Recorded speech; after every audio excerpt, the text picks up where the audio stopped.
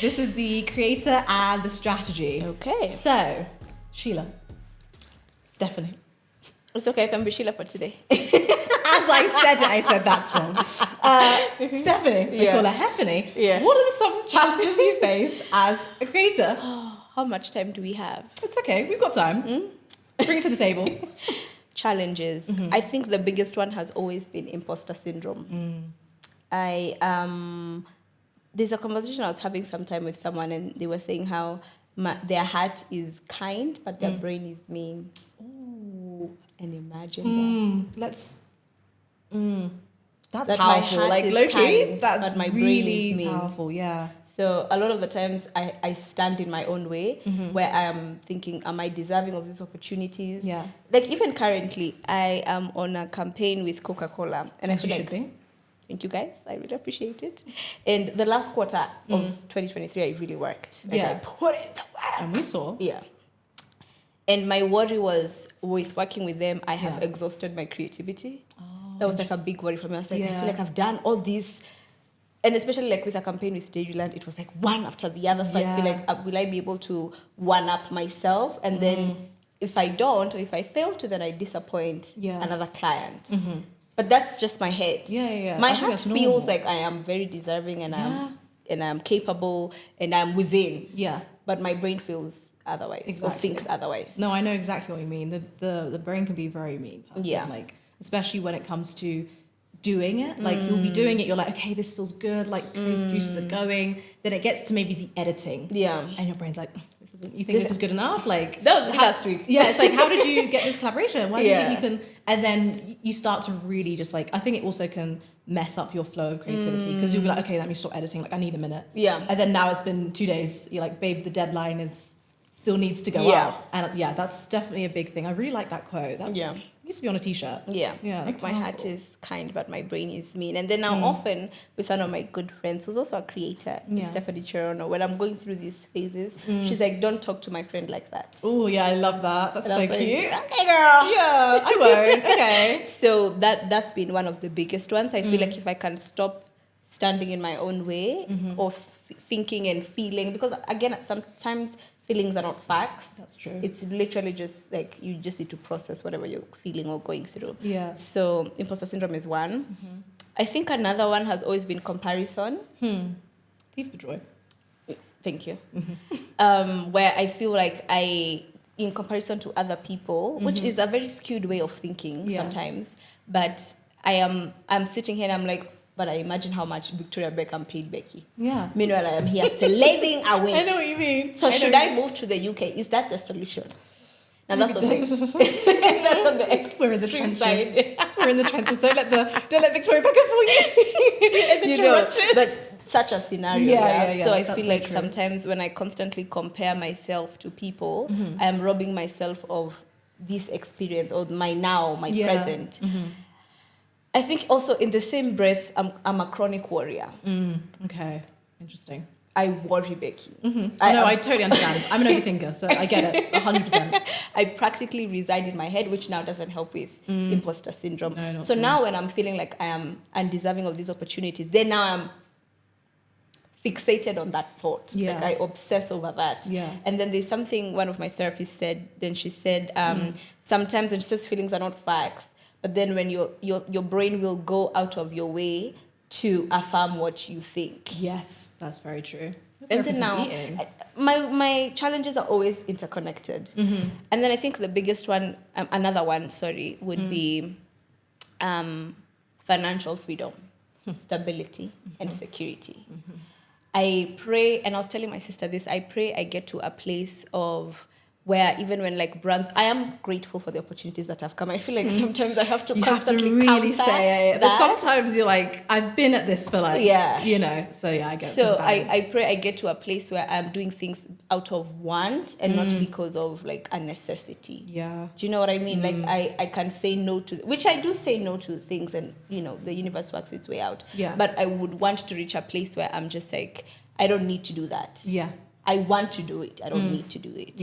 Because I think often when we do things out of necessity, there are a lot of things that are just, the lines get very blurred. So I wish to reach a place where I am financially stable completely. Like worry is not a word in my dictionary. No, it should be. As it should be. So those, I think, are some of the challenges I face. I think those are very valid and a lot that I relate to. Like even, especially financial stability, like the goals that I have for myself. The plans. the timeline, the lifestyle. The travel. It needs to match what I'm currently working with. Yeah. And I think that's a really big stumbling block, the financial freedom, because like we're going back to a saying, if you're not going to pay me on time, how do I pay my team? Because I have things that need to be paid by a certain time, things need to go into savings, investing. Like that financial aspect of being a creator, I think, is one of the biggest challenges. Yeah. And also, again, like you're saying, the scarcity mindset is so entrenched, I feel. Yeah. Not even just as content creators, but within the creative field, because it's not taken seriously in any aspect, whether you're like a musician or if you're a painter. Yeah. The arts, the creative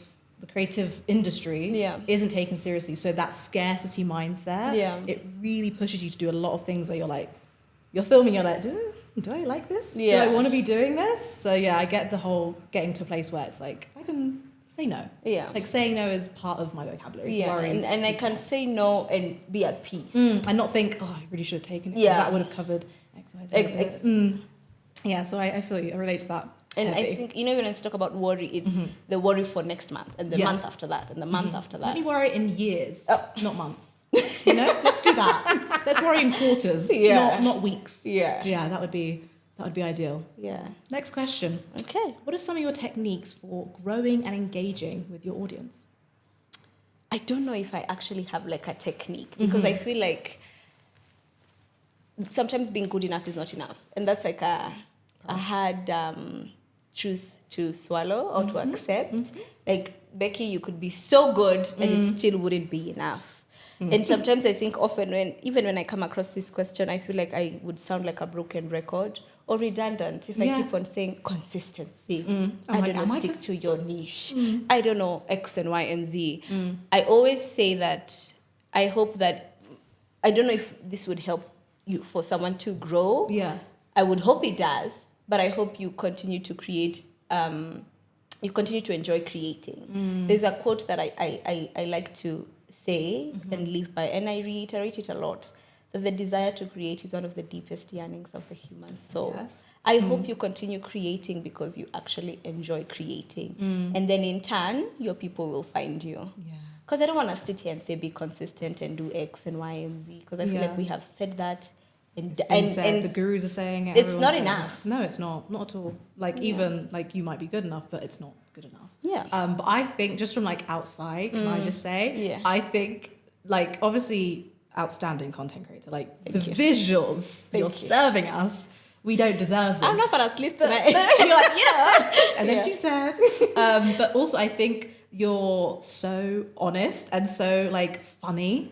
Like, I giggle. I'm like, what's she going to do today? Like, she's like, you'll be like, hey, friends, it's been a while. I'm like, it has, Stephanie, it has. I'm like, what's she going to say today? So I have to say, I think just like how, obviously this is it should be a doable thing, but how human you are. Like, it doesn't feel like it's Stephanie, and now I'm with Stephanie, the other person, like online, offline. That is so interesting you say that, because I have had like a battle between the two. Really? Yeah. Where it feels like there are times...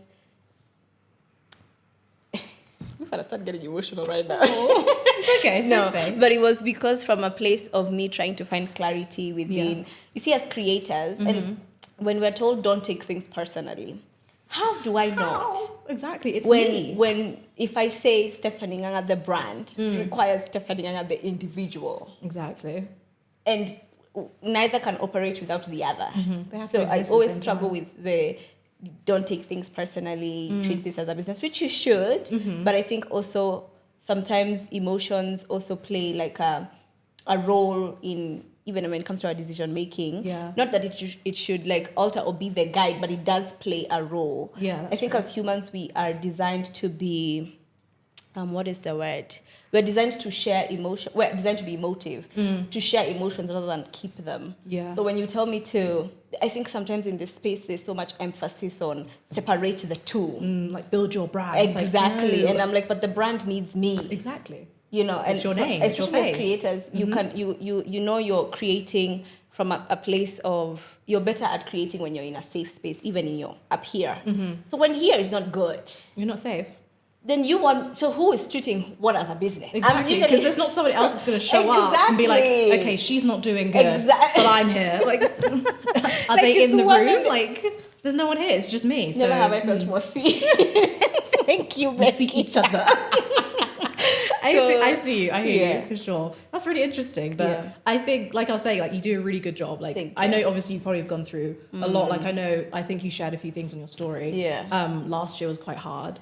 And I feel like you brought a lot of, even though you were going through something, like you brought a lot of like light and just lightness to your page. So well done. Honestly, you did a good job of doing that like balancing act. Good. Acting. Yeah. Try it. Yeah, you're really good. You should keep doing it for sure. They need to cast me in something. They do. No, honestly, you would do that out. Like, what role do you play? Like stepmother? Would it be like fun sister? Yeah. Probably be like the fun friend. Yeah, I think so. I see that in your future. Like the crackhead fun friend. Yeah. Maybe Real Housewives of Nairobi. To be continued. Anyhow. So what are your techniques for growing? Oh, my techniques. Yeah. Like you were saying, I cannot be like, be consistent, guys. Engage with your audience, guys. Because one, I'm not doing it well. Like, I'm not being consistent. Like, I'm not engaging as much with my audience as I should. Yeah. And I think that's come from a little bit of a place of complacency, but we'll get into that later. Yeah. But I think it would be showing up as much as you physically can, because I love creating editorial style content. That's like my favorite thing to do, because I grew up eating up the magazines. Like, I was going to be a fashion designer. By the way, I just thought you should know. And you still can. Yeah, fingers crossed. But that was my dream, to do something in fashion. So I would eat up this content of like editorial style images and like these thought out shoots in Vogue and Cosmopolitan, all these magazines. So that's my favorite style of content to create. But it takes a long time.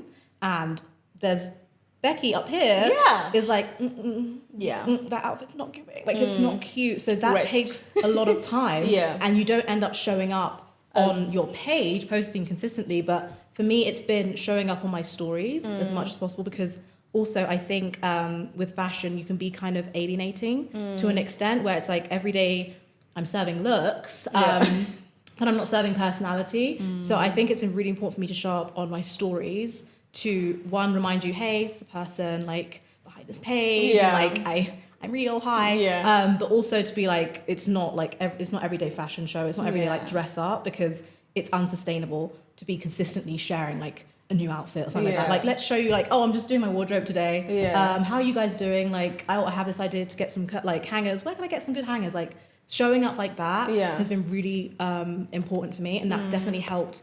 One, with the engagement side, because I've really tried to stop looking at numbers, because like you were saying, you can be good but not good enough, and there are content creators who don't look like me, who have like a smaller following. They'll still get the opportunity, but whereas I'm here dying to get to like this big number just so I'm taken seriously like them, that's my issue. So I've stopped looking at the numbers, because if I concentrate on that, I'll go mad.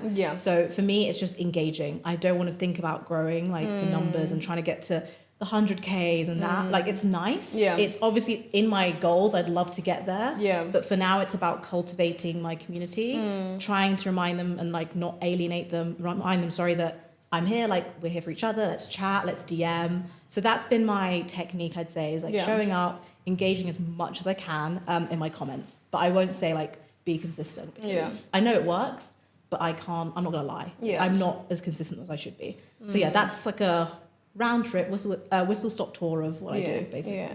So keep creating. Just keep creating in like whatever way you can. Like, stories are different. Like, some people like stories, some people like a grid post, some people like a reel. Show up whenever you can, I think. In the capacities that you can. I like that. Let's bring that back, because I think with the rise of TikTok, I love it, honestly. One of my favorite apps, but with that, there's become such a quantity over quality aspect with content creation. Even when you're talking to agencies, when you're talking to, like when I talk to my managers, when you're talking to brands, it's like an increase in deliverables. Yeah, it's like, I'm only one person. Like, it's me, myself, and I I can't deliver at that rate. So I think for me, that's been like a big issue, like trying to keep my quality, but also be consistent and keep showing up. So that's my current issues. Wow. So I think that ties in as well to one of my challenges as a creator. Okay. What is your creative process when receiving a brief, and working with a brand? I love listening to people's creative. No, me too. Yeah. That's why I'm excited about this one. So I love a mood board. One thing about me, I'm gonna mood board. She's a Canva, Pinterest. I'm a Pinterest girly to my core. Yeah. So I love mood boarding. Also because I did architecture at school, so we did a lot of mood boarding for every aspect of a project. Yeah. So that really became a way for me to work through creativity. So yeah, mood boarding. I start with a mood board. After I've got a mood board, then I'd maybe start writing out like each shot. And then obviously you send that for approval. But for me, it's always, I start with a mood board. I then kind of digest it and then try to pull away aspects that I want to use. And then I try to kind of really narrow it down to like points if it's in a video or shots if it's for photos. But it's mostly, I'm very visual. Yeah. I need to see something before I can conceptualize it. Yeah. Yeah. Wow, I'm the opposite. Interesting. I conceptualize first. Okay. Then I now see the visual. Yeah, okay. I think my creative... I made a vision board with my friends just the other day. And my vision board felt like it was all over the place. And that is literally how my mind works. It is all over the place. Yeah. It is not neat. It is not organized. There is... an interesting wave of chaos. Yeah, of course, as it should be. It's fine. You're so creative. if you give me a brief, my mind is usually just running scattered. Yeah. It's like, when a farmer just throws seeds everywhere. Let's see who's gonna catch what. Literally. So it's usually like literally scattered thoughts everywhere. Yeah. And then in some ways, sometimes I feel like they just come to me and in the most randomest of places. Yeah, I've heard that from a lot of creators though. In church? Yeah. Girl. No, thank you so much for making this a safe space because I have had my best ideas in church. I'm like, let me note down what you just said, but let me just put a little arrow here. Be like Jeremiah 5:1, 2 TikToks. Babe, listen. Oh, yeah, I felt more seen. I feel so seen. Oh, thank you so much. I would literally be in mass and the priest is there saying, when it comes to the body and blood, I said, wait a damn minute. And there are times I completely zone out. No, that's so real. And my staunch Catholic mother is like, hey, you listening? And I'm like, that's so real. I'm like, don't disrupt this thought. Yeah, I'm in a creative process right now. A lot of my ideas have the Dairyland idea. I was in church. Yeah, that's I was in church. It was meditating. Something epiphany of. I said, wait a damn minute. So if I did this and this and this, and then in the car I'm just like, yeah, no, that's the notes app. Chaotic, truly chaotic. I have 1,200 notes. You know what? Let me not judge because I think I'm probably the same.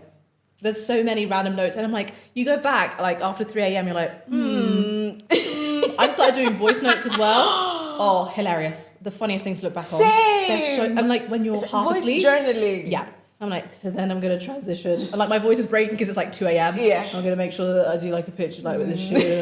And like it's in between. But some of the best. Like we're the same person in different bodies. I love that for us. So yeah, I don't know if I can say I have a linear creative process. It's all over the place. So my ideas will come to me in church when I'm sitting on the toilet. Yeah. Powerful. It's a throne. Really profound. Powerful. Yeah, truly. And imagine that. And you just sat there like, it's been an hour. Yeah. My mom was asking me the other day, what am I usually doing in the bathroom that long? That's what I'm doing. I'm conceptualizing those. This is my creative hub. Makes sense. So it's random. In the house of the Lord and that's in my bathroom. Yeah. Such a contrast. Juxtaposition. That's the word of this episode. Juxtaposition. Yeah. So I love that.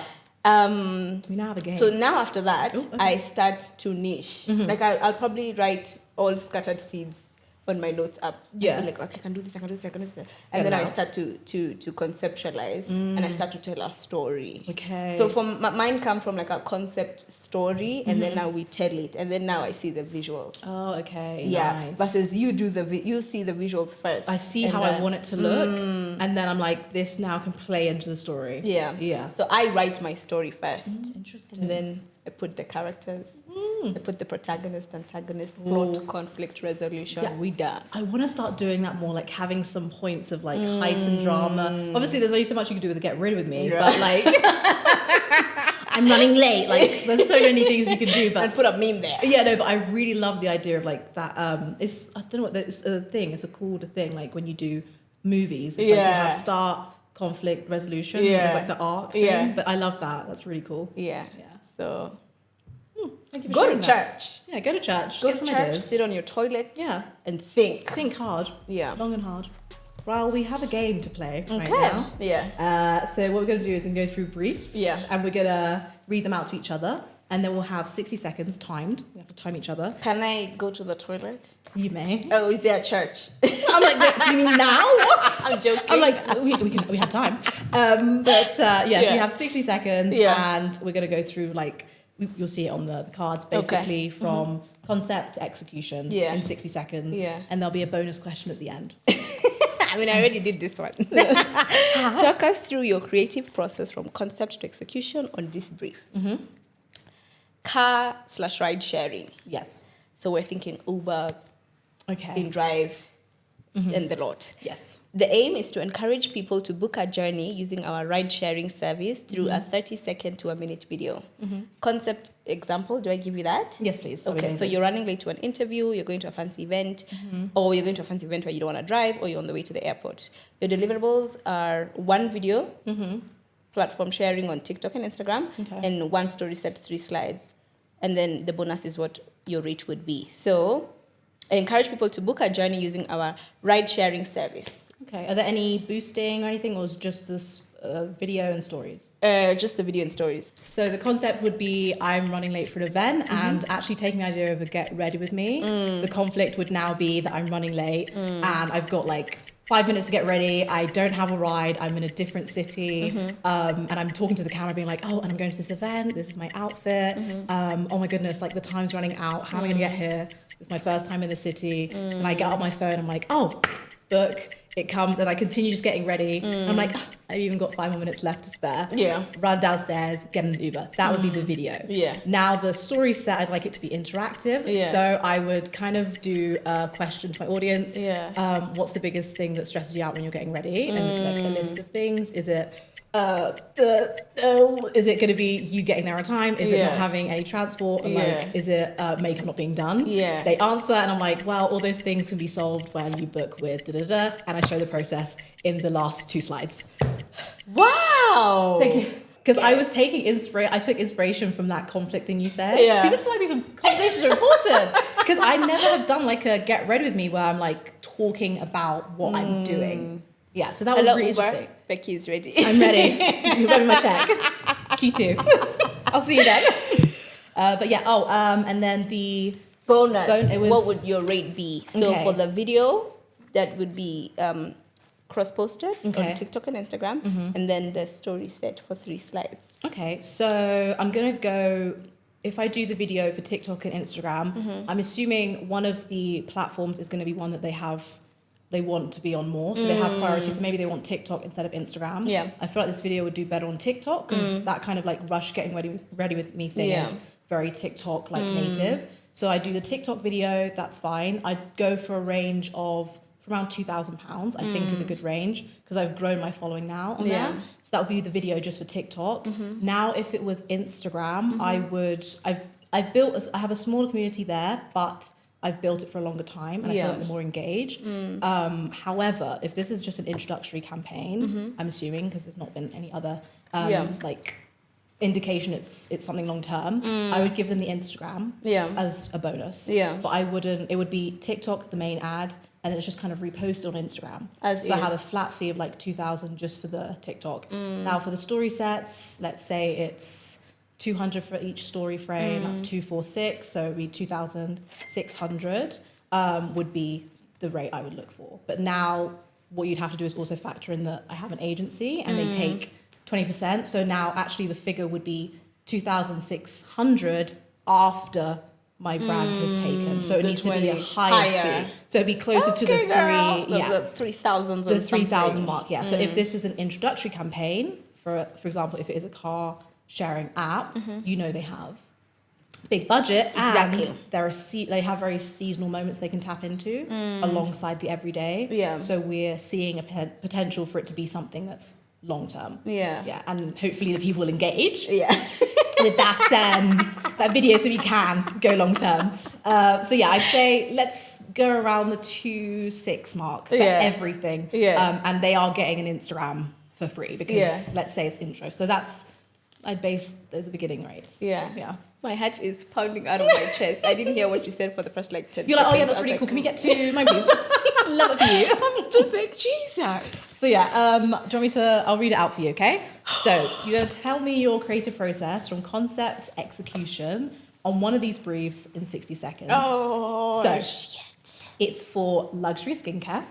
It is as it should be. You're a luxurious girly, okay? It's a vegan skincare brand, and they're launching their luxury natural gift sets, and they want you to share the message of sharing, being closer to a loved one, being closer to yourself, or the spaces around you, and they want you to show that in a creative way. Now, the video cannot be longer than 30 seconds. So that's the first, specific thing. And then content example would be maybe a surprise gift for your favorite person, or if you want to make it about yourself, it would be a self-care ritual in the bathroom. And the deliverables are one video with 60 days boosting on TikTok and Instagram. And then we'll do the bonus, what your rate would be for this after we do the time thing. Because it's a luxury and there's emphasis on sharing, and sharing is caring. Okay. And because I want the best for the people around me, I would probably do a box with me. Often we do an unboxing, but I want you to box this gift. And it'll probably be featured around Mother's Day because I want the best for my mom. And then I would give it to her. Actually, the video so the concept would be me boxing it, and then actually it would be her receiving it, and then we do like a and then now we do the boxing. So that would be the video, and then it would now end with her reaction. Nice. I like that. Okay, you got 20 seconds left. Do you think you can answer what your rate would be for this? My rate for that video, it's a luxury brand. Yeah. What's their budget? I think there's a question in our next segment, of course, about what's the word? Planning, negotiating.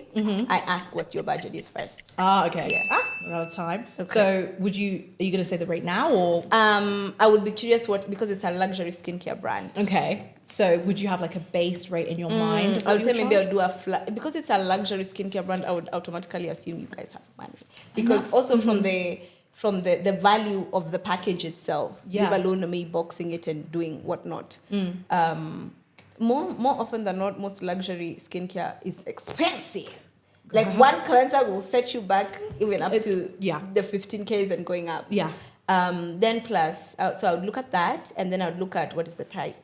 What is the turnaround time? Like, do you need this video like yesterday, or do I need to take my time? Yeah. And then, are you setting down a deposit? Interesting. Yeah. Okay. So that would affect the rate that you charge them? Yes, it would affect. To be higher or lower? Higher. Okay. Yeah. So, but if I was to give a flat rate, I'd probably say the minimum I would take is maybe something like 150. Okay. Yeah, and that's just for the shillings. Yes. Okay. And then the 150,000. Yeah. Kenya shillings.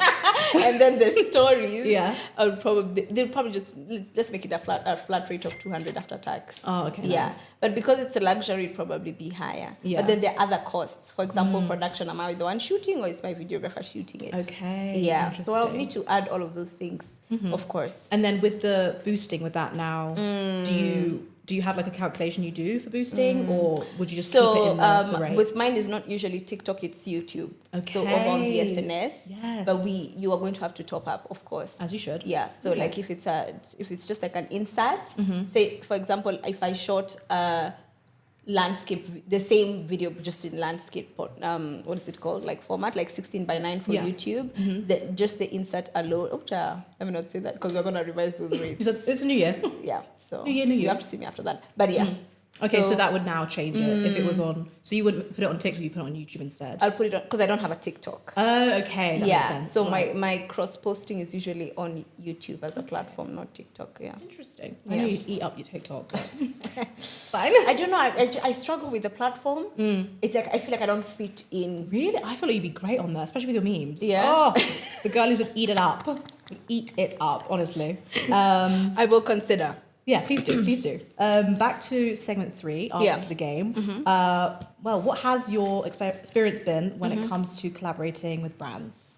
Bane of my existence, object of my desires. Yeah, so I've had some good ones and I've had some not so great ones. Yeah. The good ones usually are highlighted by payment or like, I started to realize that like, when you start to value yourself as a creator and brands don't negotiate. That was like a first for me last year. Yeah. I put a quote and they're like, I said, what? Did you What? We're not going back and forth. No. You're not telling me how there's this and there's another creator who can do. Yeah, I'm like, then what? Go talk to her. Like, leave me alone then. Like, I remember once sitting in a brief, in a campaign meeting, and they were like, there was like,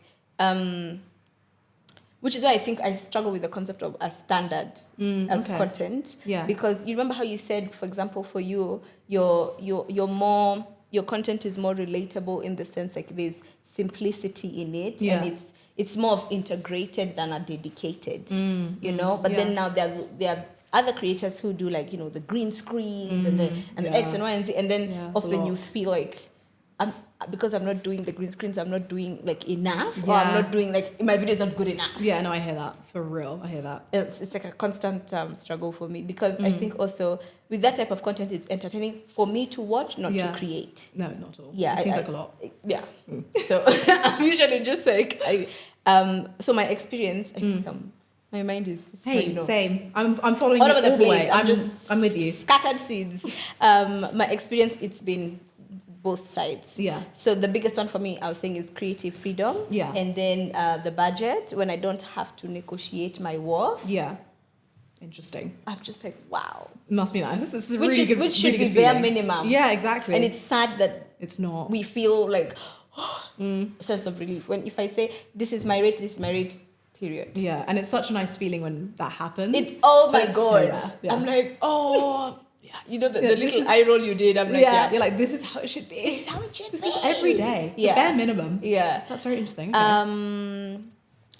I don't know if it would really be bane of my existence and object of my desires. I hear that. When it comes to collaborating with brands. So I think the biggest thing for me is always budget, but more so creative freedom. Do you trust in my idea? Because I hate feeling like you're not trusting of my idea, or you want me to do something without you telling me that you want me to do it. They're not communicating what they want. Exactly. So now there's a lot of ambiguity to it. It's like the video is, I remember. Show the team. I sent a video once for approval to a certain brand, not gonna mention, and the feedback was the video has no story in the sense it has no story. Keep in mind, I had sent my rationale before. Yeah, and they approved it. Thought that they trusted in my execution of said rationale. Yeah, exactly. So you can imagine how behooved I was. I've heard that one in a long time. The feedback. I said, what do you mean? What Communicate this. Oh my God, sorry. Jennifer Lawrence, what do you mean? What do you mean? What do you mean? That's ridiculous. The video has no story. How can you say that? That's completely redundant as well. Like, especially if you've seen it and then you're watching, you're like, it's got no story. Then tell me how it has no story. So what did you watch? Exactly. Because I watched the story. I watched the storytelling. I wrote you a story. You did. You approved I did the story, and then I shared said story. Yeah. I don't know how much more story I have to I am give. one woman. I can only do so much. Please. Yeah. I feel but then in the same breath, there are also brands who like appreciate, and there's nothing that, like I think with the Dairyland campaign, I feel appreciated. Yeah. Even if, and I don't particularly even mean compensation, even just Steph, we love what you're doing. Oh, I like that. It's nice when a brand like has that personal touch with you. Yeah. So like that's very true then. It's like the highs, the lows. Yeah. Yeah. Like you're doing a great job. Nice. Yeah. So my experience has been high and low. Yeah. Interesting. Object of desire, bane of existence. We need to put that on a t-shirt. No, you do. I feel like it's your thing. I know that quote so well. Obviously, we all know why. We all know the quote, but that's now been ingrained in my mind by you, like even afterwards. So that's definitely your branding, and I like it, and it's so real. So thank you for sharing. So what's been your experience? My experience has been a little similar. It was this idea of like consistently proving my worth. Like, why did you come to me? See me. What's like, that? Love me. Choose me. Pick me. Oh, that scene is questionable. Sad. But like I kind of feel her on that because it's like you keep like the idea of like you have to keep putting out content to prove your worth. Yeah. And even when you do that, they come to you and it's like, are you joking? Yeah. Like they'll come to you with a fee, you're like, let's be so for real. Yeah. Because like literally, like if I look at you, Lucy, who has sent me this brief and I ask you, what's your rent? Like, what is your rent for every month? Yeah. Does this fee look like it could pay someone's rent? Yeah. If the answer is no, leave me alone. Leave me alone, please. Because I feel like I've been creating for such a long time and I have, like, again, not to toot my own horn, but I have a bunch of brands under my belt and that should now tell you that, hey, like, when we come to you, let's come correct. Thank you. You know? Please and thank you. Yeah, and I've always been a very passive person. Like, I hate conflict, I hate going back and forth. But working with brands has really forced me to, like stand on business and be like, no, like, this is my worth. You will respect it. Yeah. And I have got the years, I have got the collaborations, I have got all these things that I've done to prove it. So my experience has been, like, a little bit like Beyonce said, like you can be Beyonce and you can still have people trying to play you, which I find wild. Behooving. It's behooving, truly. I am perplexed. Flabbergasted. So that's been my experience, is this kind of confusion of like being like, no, like, am I mad? Like I create content. I'm losing my mind. Yeah, I've got the audience, I've got this and this. I'm ticking the boxes. So statistically speaking, that means I should be respected with my rates. Yeah. That's been my experience. It's been tough.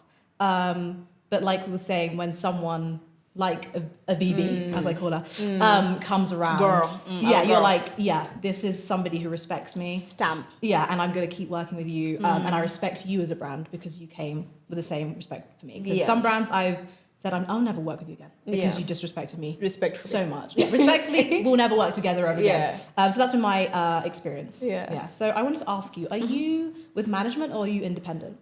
I am an independent creator. Okay, amazing. To mean that I am not particularly under like a talent management agency. Yeah. Okay, interesting. How did you find that? Silence. I think, you know what, there's the beauty about being an independent creator, but at the same time, you do, it's you or you. Yeah. There's no one to speak for you, with you, to you, it's you or you. So, very true.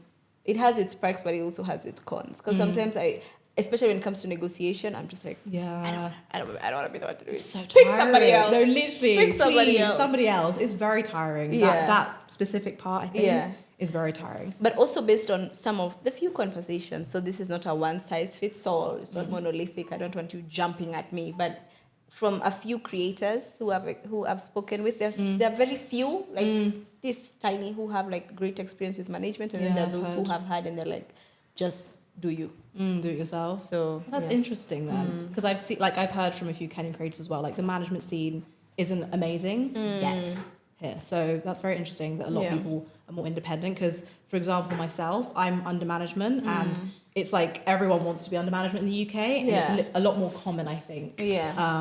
Than here. So that's really interesting to like see that comparison, and also see people's attitude towards management here. Would you leave management? Absolutely not. Okay. So please don't leave me. Love you guys. Big ups to that agency. No, never. I don't think I would ever want to, just because of the peace of mind it's given me.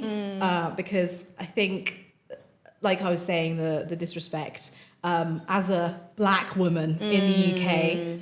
Advocating for yourself is a daily task. So now when you're doing it with the company and we're talking money, that daily task of continually advocating yourself, now bringing it to work, is tiring. So I feel like now when I have management, that advocation is done on my behalf by a team who are respected, because they're a respectable agency. They've got the brands, they've got the content creators under their belt. So having I always say they're like the big sister that advocate for me. So having that has literally changed my life. And it's really also allowed me to work on other things. So I have now the privilege of being a content creator and a business owner, like entrepreneur. So that's changed my life, I would say. I don't think I could ever go back. Yeah. Because the UK, looking like me, in just generally, but now in the content creator space, it's not easy. You are a minority. Yes. So how do you work on building creator relationships? How do I work on building creator relationships? I will say I am blessed that some of my closest friends are creators. Amazing. So in those ways, sometimes it doesn't feel like I am actively working to build that creator, but more of the actual friendship. Yeah. Actually, majority of my close friends are creators. Oh, I love that. And I think people often assume it is because we are creators that we are friends. Okay. But then there are those that we met way early and then we found ourselves in the same space. Nice. Then there are those that I interacted with and then we actively built the friendship outside of just being creators. I think also SNS has been a blessing. Yeah. It has allowed me to meet and network with people and even interact with people on a one-on-one basis more than I would if I met them, say, at an event and it was just like a hi and bye. Yeah. So I'm grateful that with SNS, I am able to keep these people's contacts. I can reach out to them. We can establish a rapport, more so a rapport, because I feel like sometimes within the same space, you know, friendship can be quite the journey. Yes. I will say that. Yes. So I'm grateful, one, that the SNS has allowed me to, even just the meeting of people. And I think I always tell them, thank you so much for gracing me with your presence, but most especially honoring my invite. Because you didn't have to. Artist with your words. Thank Stephanie. you. Honestly, you're beautiful. Sorry, continue. But yes. Okay, tonight I'm not sleeping. But yes, but for most especially honoring our invite, because you didn't have to. And most especially when you don't even know me or we've never interacted. Exactly, yeah. And I'm glad that SNS has, because there's the online interactions, then now there's the face-to-face. Now those are the ones that I'm usually thinking about. Yeah. Because I feel like I can be on your page, hey girl, gorgeous. Gorgeous heart eyes. That heart eyes is working overtime. And then you know the way you have to think of new ways. I can't keep saying beautiful, stunning. Okay, Thank you sweetie. so much. Like, I just like starting saying like people's names now. Stephanie! Like, yeah. You didn't have to do that to them. Never have I felt more seen. Yeah. I'd be saying, thank you, Becky. Yeah. I appreciate it, Tati. Yeah. No. I said your name. Yeah, you have to. Because I don't know what else to say. The loves, the sweeties, We're done. The honeys, the lovelies. The crying emoji is so tired of me. Tired. Like the If that there's one? an emoji that could exit my phone, It's that one. it is being overworked and underpaid. No, honestly, that is me with the heart eyes. I'm like, stunning hun, like, babe, stop calling people hun. It's not 2018, please.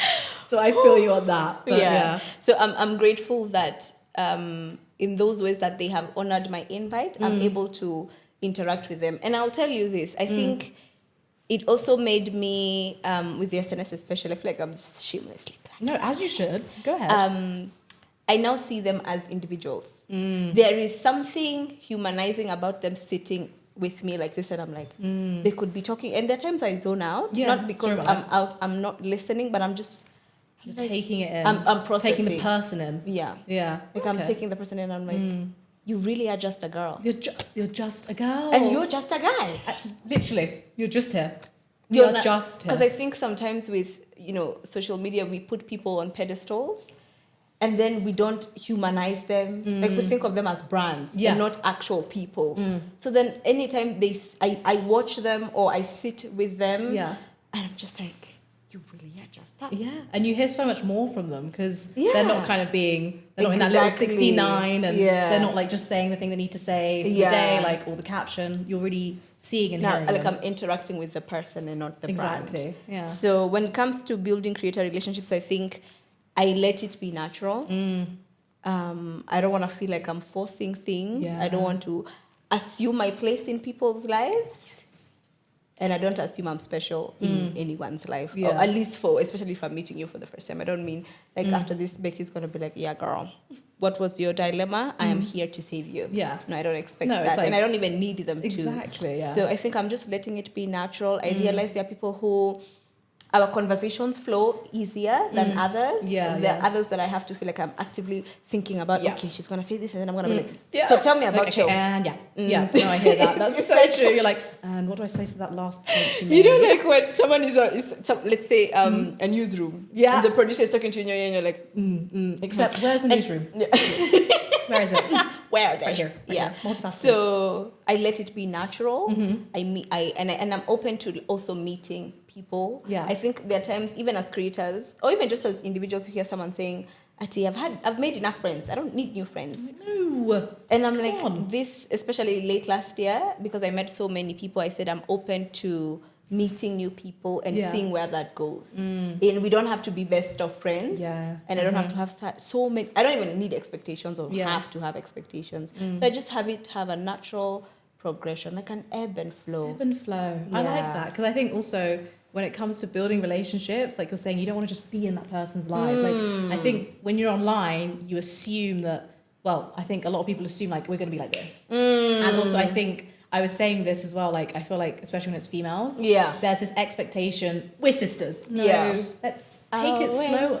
Yeah, and like I think it's great when you get to that point where you feel like that.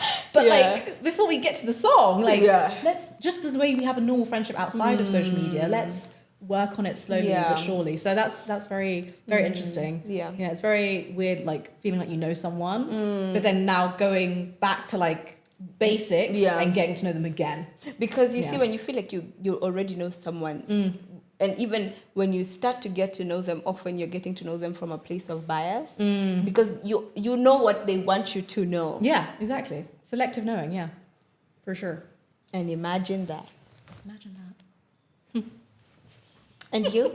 How is building creative relationships, and especially across the pond in the UK? For me, it's been, I like to think I'm an introvert, extrovert. Ambivert. Ambivert, thank you.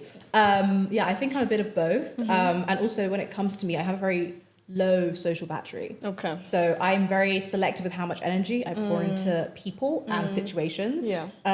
So for me, I've been very like slow and selective with building creative relationships. Yeah. But it's been very organic. It's been like a DM, like, hey, by the way, I'm going to be in London for this event. I've seen you like post with this brand before. Have they invited you to the event? Like, and if not, do you want to be my +1? Like that's, I think, how a lot of my things have come together. Yeah. And also it's been just like kind of that. I know I said let's not call ourselves sisters, but that sisterhood of you literally I'm like,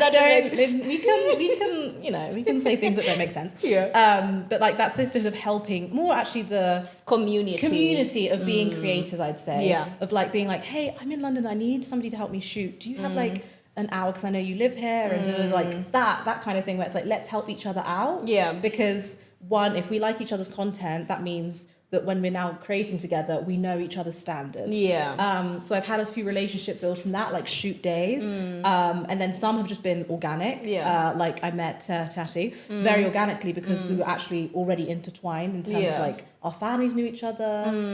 So then that led into a really nice friendship. And like now we do a lot of things together, we work together on things. And that's been a really beautiful relationship to like be a part of. And but that's been like probably my most like natural relationship that I've built, because we were already, like you were saying, some of your friends you already knew, we were already somewhat intertwined. But for ones that I've started building in my like 20s, it's definitely been like, hey, let's work together. Then we go for coffee, then we chat, and from there I can really understand you and like how you think, and know, let's just keep this shoot days. Let's just let's do that.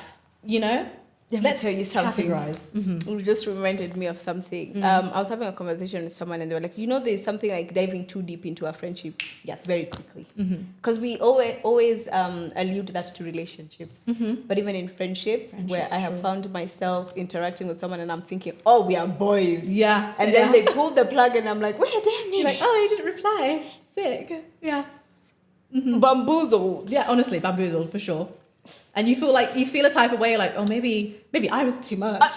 But the way you talk to me made me feel like, do you know something I don't? Yeah. And you're like, something's wrong with me. Am I the drama? Am I the problem? Am I the drama? But that's what I'm saying. Like, you really have to categorize your friendships, like especially in the early days. And I think because people are we really forget people are actually very complex. Because you might have a coffee with someone, it goes really well, but you don't understand that like now they're done. interacting with you for another like week. Not because they hate you, not because they didn't enjoy your company, but they need to recharge. Because I'm a bit like that. Like I need to recharge after like I've hung out with someone, not because of them making me feel a type of way, not because I didn't like them. Question. Do you communicate that? I do. I do communicate. Like I'll be like, had a really good time. Like I can't wait for us to meet up again. Let me know when you're next free. Then like that's left open for you to be like, hey, by the way, I'm also free on this day. Like, do you want to meet up again? Okay. Like I like to let people know like we're done now. Okay. Like we've finished hanging out, but I would love to do it again at your convenience. And then we share dates. So I like to communicate it to an extent. Yeah. But I don't want it to be like, hey, so let's meet up in 2 weeks' time again. And until then I shan't be talking to you. Like, no, like let's leave it a bit open-ended, but let them know that like you really valued their time and you see like, it's giving relationship, but it's like you see a future in this friendship. So yeah, that's been my experience, like trying to create boundaries because of my own personality, but also trying to communicate that. And lastly, trying to make sure I categorize people, because I think there's a tendency to make everyone your friend. Like, let's bring back acquaintances, you know? And not because of anything, but just because you can't be everything to everyone the same way they can't be everything to you, you know? So that's been my experience. And imagine that. And imagine that. That's on Becky. Wow.